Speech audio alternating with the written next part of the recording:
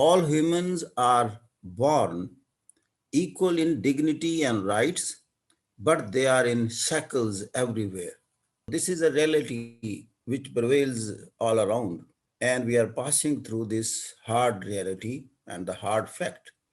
It will be there in the future as well because these things are not going to go down in the near future unless society or the human beings they emerge and raise themselves to that extent they start treating human beings being a human being. When we start dividing them, this human race, into different categories, division in different categories is not a bad thing. You are divided, you are born in a family, that is your introduction, that is your recognition. You are born in a city, that is your recognition and your distinction. Similarly, the nation or the country or the geographical area or the region where you belong to, or if you speak a different language, that is your recognition. But the point is, where the intellectual or the philosophy or all those people who have certain concerns for the human being, they are concerned about one thing: should we grant respect according to the habitat? Should we grant them respect and the right, the dignity, keeping in view his or her language, the family in which he has born, or the religion to which he belongs to? You see that distinctions with respect to dignity or human respect, if you discriminate them or even you discriminate on the basis of gender, that is something you are putting a cross on the humanity. This is something below the human dignity. Because when the man or the woman is born in any particular family, he or she can't take pride to be born in that particular family because that is Almighty's decision. There is no contribution on our part. Therefore, logically, there is a big cross on our birth, racial background, linguistic background. If I born in a particular family, they speak Spanish, I will be speaking Spanish. If I born, say, in a French family, I will be speaking French. Why to take pride for that? I am French. Is there any appealing thing to the sense? The point is, generally I say, then who is most respectable in the society? All the philosophers and intellectuals, they have a consensus on one thing: the best person in the society is that who is best for the other people, who is beneficial for the society, who contributes toward the society to make it a welfare abode or the welfare globe or the welfare community. What is your contribution to spread good in the world? To what extent you fight with the crime and the bad things? What is your level of fight with untoward things or all the criminalities? What is this criminality? Again, the world has decided after going through the history. The criminality is when you start exploiting the rights of the other persons. Now the point is, why the human beings have been in shackles up till now, and they are still in shackles in different forms. Then we have to go through or turn the pages of the history. Man has taken pride. It tried to put other people into shackles and chains on account of, number one, when a person gets power, he or she or that community or the nation start exploiting others because the others are weak. This is their logic. Since we are powerful, we have every right to plunder and loot the weaker segments. What is the concept behind dacoity? Number two is the racial background. By race, I am superior. Again, philosophy and logic or rationalization is again that. The by race, you can't consider yourself I am superior to other people. You are superior to how much beneficial you are for the society, what contribution you have made to make the society a livable abode. Some people are in the pride of having a good color. I'm in the fair color. There's a concept of white supremacy in the West still going on. In France, there is a concept of pride of nationalism. There are populist movement or nationalist movement in that country that we are French and that is sufficient to be superior. And the same happened with the Nietzschean doctrine of Superman in Germany. The German race, they are the pure Aryans and they are the most superior race in the world and they have the exclusive right to rule over the world. And that sowed the dragon teeth of Second World War. There is a linguistic pride as well.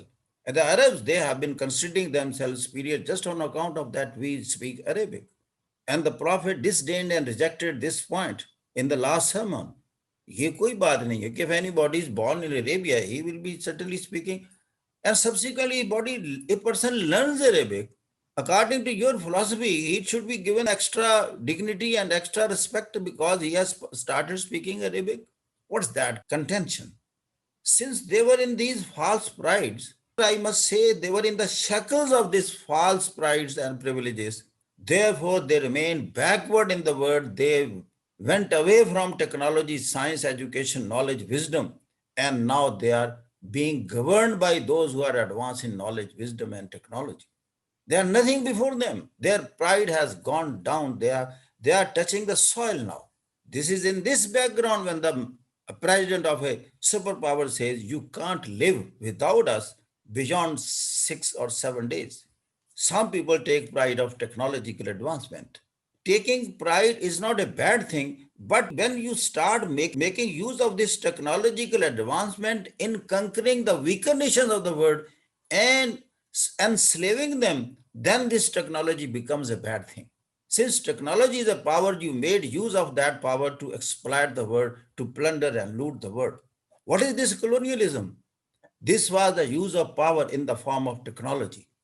Since they had the guns with them, they had the better management practices, management principles, they learned a lot, they researched a lot, and they made use of all these wisdom and logic or rationalization and advancement in their cognitive domains. They made use of that to conquer the world, and conquering the world means exploiting them for yourself. They did it. This is known as the colonization.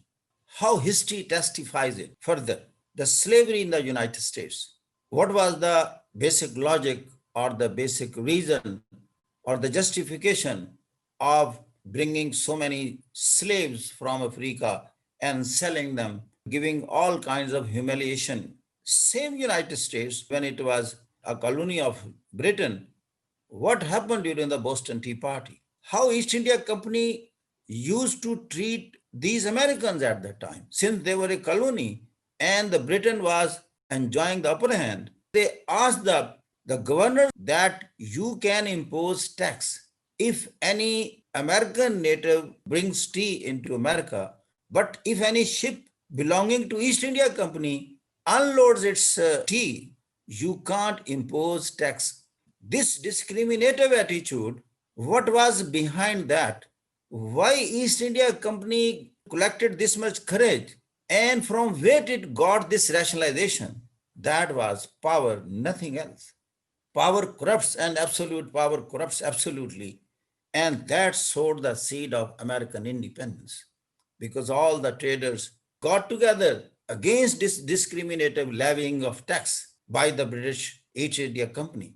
What was the logic behind that? Since they were powerful, they had the gun, they could hunt the poor people, in Africa, since they were powerless. That's why poet says, तकदीर के काजी का ये फतवा अज़ल से है जुर्म ज़ईफ़ी की सज़ा मर्ग मफाजात. The weakness basically invites aggression. The best way to protect yourself is to be stronger. Otherwise, justice is never delivered. And now in the present world, you can't fight with the sword or the gun, but the best way is the institution of public accountability. When the civil society get together, they raise their voice, then the institutions who are supposed to deliver, they start delivering. Otherwise, they don't deliver even in the Western world. Then you have seen in the recent history, apartheid in South Africa, against which Nelson Mandela fought. When he said, you have legalized discrimination, the white is superior over the black, you have written in the constitution, he was put into chains and sent into the prison for 27 years. This is the recorded history. How cruel man is inside, whether he is of 20th century man or the 21st century, I tell you, and even beyond in the 22nd century, man will behave like that unless you start changing your behavior and you are in mode to get your rights delivered from them and tell them that I am a man, I have a dignity, I have a respect, inherent respect that has to be respected. White supremacy in so many xenophobic sentiments in Europe and in the United States, man is so sometimes cruel. He even doesn't become shy of killing people belonging to other school of thought. I'm referring to ethnic cleansing in Bosnia-Herzegovina in the late 20th century. Human beings are buried alive in mass graves. Since they belong to different religion, they belong to different community. They don't belong to us. The Serbs, they did it to the Bosnians. Same kind of genocide has taken place in Myanmar against the Rohingya Muslims by the Buddhist. Why? They were comparatively weak and minority. But the world is keeping mum for the reason that this may not be in their national interest to speak against that government. And I tell you, in 99% cases, this national interest contradicts with the human interest. Because at the time you put scales on your eyes, you don't look at the human rights, just to look at one thing, whether this serves our national interest or not. Then we have seen the gender discrimination. Throughout the history, women folk has not been dealt properly. What the concept was, the female infanticide. This is there in the pagan Arabs. They didn't like the birth of a female child. And still in many parts of Pakistan. And if 4, 5 consecutively daughters are born, you know how much miserable or critical situation she has to pass through. She is criticized for no fault on her part. This is there, this is a reality. It means to be born a female, this is perhaps a crime in the society. The world has to get together on this point. That's why intellectuals, they are forced to make it important point of the sustainable development goal. But still man has to struggle a lot to end this discrimination. These shackles are there very much in front of us. We see these shackles in our homes, in our streets, in our cities, in our nations at the international level. When we talk about the international level, I always refer to the powers enjoyed by the Security Council. What is the reason to grant this much power? The maximum power of veto. The one person says no, decision can't take place for the whole globe. Who is that one person? Is the power which speaks behind that. This is Security Council. Is it democracy? 193 countries of General Assembly, if they say yes, or 1% of the member of the Security Council says no, that will be no will prevail upon the yes at that time. What is that? Man is still in the shackles. Majority doesn't gather any moss in front of the power. It is there in the 21st century, but I tell you, we will not be there in the world for a long time. But the world would see, and these words are recorded, that this authority, privilege, and power, which is being enjoyed by the Security Council members, the power of veto, is destined to vanish in the world, I tell you. This is the matter of time only. It may vanish in 10 years, 20 years, 30 years, or toward the end of this century. This is destined. This is the writing on the wall. If it doesn't happen in your lives, it will happen in your kids' life. If it doesn't happen in your kids' life, it will happen in your grandkids' life. This is the reality. This is the truth writing on the wall. This is going to happen. This is just, layman's word on this topic from my side. Thank you very much.